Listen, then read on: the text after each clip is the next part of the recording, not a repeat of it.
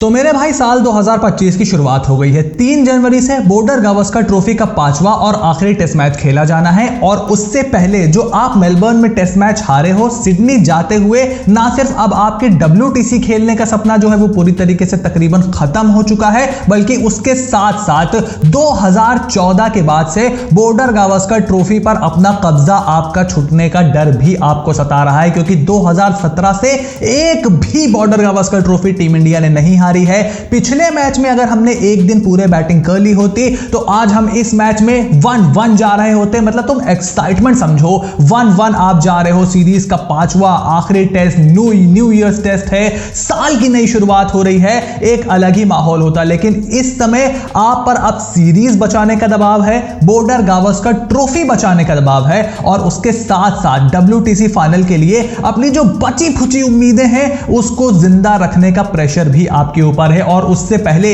जिस तरीके की न्यूज लीक्स हो रही है भाई, उससे ड्रेसिंग रूम का माहौल पूरी तरीके से बिगड़ चुका है। आपकी स्ट्रेटजी क्या होगी, आपकी प्लेइंग 11 क्या होगी, क्या आपके टैक्टिक्स होंगे, उसके ऊपर बात होने की बजाय बात यह हो रही है कि क्या विराट कोहली रोहित शर्मा को किनारे करके दोबारा से टेस्ट के कैप्टन बनना चाहते हैं। गौतम गंभीर और रोहित शर्मा के बीच इस वक्त कैसे रिलेशंस चल रहे हैं, ऋषभ पंत को लेकर के कितनी कंट्रोवर्सी चल रही है। मतलब ये सारी चीजें इस समय निकल करके आना, और भाई इसको लेकर के सब अपने अपने देखो व्यूज तो अब देंगे ही, क्योंकि उसी में आपको जो है मसाला मिलना है, मिर्चा मिलना है, तो उसमें सबसे ज्यादा मजा है, सबसे ज्यादा क्लिक्स हैं। लेकिन मेरा इंडियन क्रिकेट को लेकर के जब बात आती है, मतलब टीम इंडिया को लेकर के जब बात आती है, तो स्टैंड पूरी तरीके से साफ है।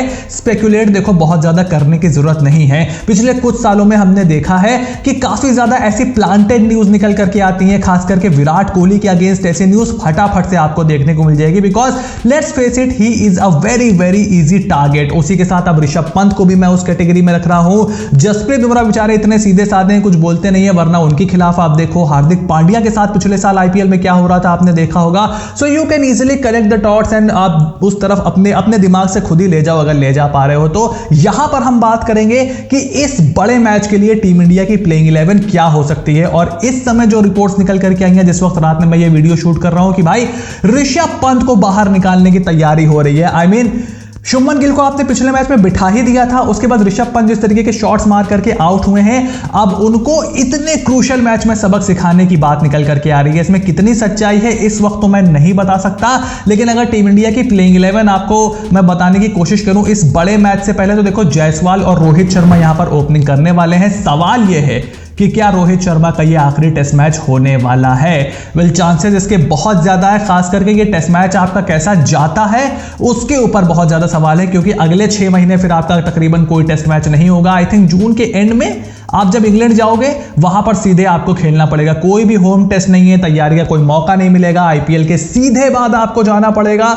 तो वो एक बड़ा टेस्ट होगा। सिलेक्टर्स क्या करेंगे, BCCI क्या करेगा, इस टेस्ट मैच का नतीजा क्या निकलेगा, बहुत सारी चीजें डिपेंड करेंगी। रोहित शर्मा बल्ले से क्या करेंगे उस पर भी बहुत सारी चीजें डिपेंड करेंगे। उसके बाद नंबर 3 पर KL राहुल खेलेंगे। अब देखो वो खेल नंबर 6 पे रहे थे, कराया उनसे ओपनिंग गया, अच्छा किया, उसके बाद गिल की जगह वो बेचारे नंबर 3 खेल रहे हैं। सो KL राहुल की जितनी पोजीशन स्वैप हुई हैं, आई डोंट थिंक सो कि एक 10 साल के मतलब 10 साल के पीरियड के अंदर किसी भी प्लेयर की इतनी सिचुएशंस, इतनी पोजीशंस, उसने इतनी सिचुएशन में बल्लेबाजी की होगी अलग अलग पोजीशन पे। मतलब आप उससे ओपन भी करवा रहे हो, 6 पे भी खिला रहे हो, मिडिल ऑर्डर में खिला रहे हो, कीपिंग भी करवा रहे हो, ओपनिंग भी करवा रहे हो, वनडे में, T20 में, मतलब बहुत सारी चीजें KL राहुल ने करके दी हैं। उसके बाद नंबर 4 पर विराट कोहली होंगे। विराट कोहली के ऊपर भी क्या सवाल हैं? देखो सवाल तो है, 47 के करीब का एवरेज हो रहा है, बहुत ही खराब दौर से करियर गुजर रहा है और लंबे टाइम से गुजर रहा है। मतलब उनके होम टेस्ट पे तो अब पूरी तरीके से बात होनी चाहिए कि भाई इंडिया में तो आप नहीं ही डिजर्व करते हो। इस सीरीज में ऑलरेडी एक सेंचुरी लगा चुके हैं, तो होपफुली एंड कैसा करेंगे वो इंपॉर्टेंट होगा। बट रोहित और विराट को देखो एक साथ तो आप बाहर नहीं करोगे, क्योंकि आपकी ब्रांड वैल्यू लूज करने का खतरा भी बहुत ज्यादा है, स्पेशली विद विराट कोहली। तो वो तो मेरे ख्याल से आपको इंग्लैंड में खेलते हुए दिखाई देंगे, बट हाँ सवाल उनके ऊपर बहुत ज्यादा है। उसके बाद विकेट कीपर कौन होगा? भाई खबरों की माने तो ध्रुव जुरेल हो सकते हैं, मेरे हिसाब से ऋषभ पंत ही खेलेंगे। फाइनल से पहले आप ऐसा चांस नहीं लोगे। हाँ देखो जुरेल बहुत एक्सपीरियंस होते, लंबे समय से खेल रहे होते, कुछ ऑस्ट्रेलिया में उन्होंने बड़ी बड़ी परफॉर्मेंस दी होती बिग स्टेज पे, तो आप बोल सकते थे। But I think Rishabh Pant के साथ टीम मैनेजमेंट को जाना चाहिए।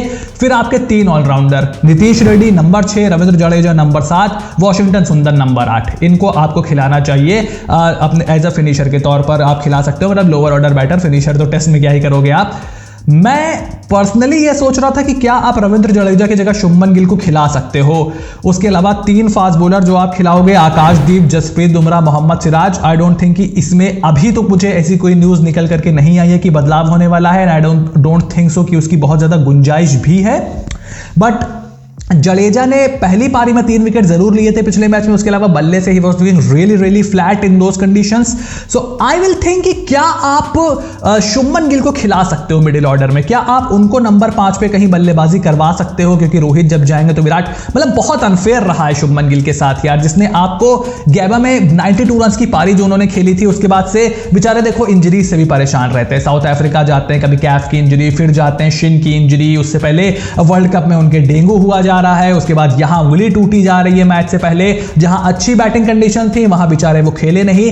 पिंक बॉल टेस्ट में आए, जो भी थोड़े बहुत रन बनाए अच्छे दिख रहे थे, पिंक बॉल पे तो आप बिल्कुल भी जज नहीं कर सकते। फिर गैबा उनका अच्छा नहीं गया, 2 टेस्ट मैचेस आपने उनको दिए, एक इंजरी से वापसी कर रहे खिलाड़ी को आपने 2 टेस्ट मैचेस दिए, जिसने इस साल आपके लिए बहुत ही जबरदस्त परफॉर्मेंस करके दी है, उसको आपने अच्छी बैटिंग कंडीशंस में बाहर कर दिया जहां आपके सीनियर बिल्कुल भी रन नहीं बना रहे हैं। So that was really unfair on Shubman Gill in my opinion. तो उनको आप डाल सकते हो, बट क्या आप वॉशिंगटन सुंदर को as a proper bowler treat कर रहे हो कि आप वो सुंदर जडेजा का कॉम्बिनेशन बना करके 5वां बॉलर निकलने वाले हो? क्योंकि देखो नीतीश रेड्डी तो आपके सिर्फ सपोर्ट बॉलर हो सकते हैं, जो फास्ट बॉलर्स को आराम कराने के लिए थोड़ी बहुत गेंदबाजी कर सकते हैं। वो हार्दिक पांड्या के लेवल की बॉलिंग नहीं है नीतीश रेड्डी की, बट बैटिंग भाई जबरदस्त कर रहे हैं।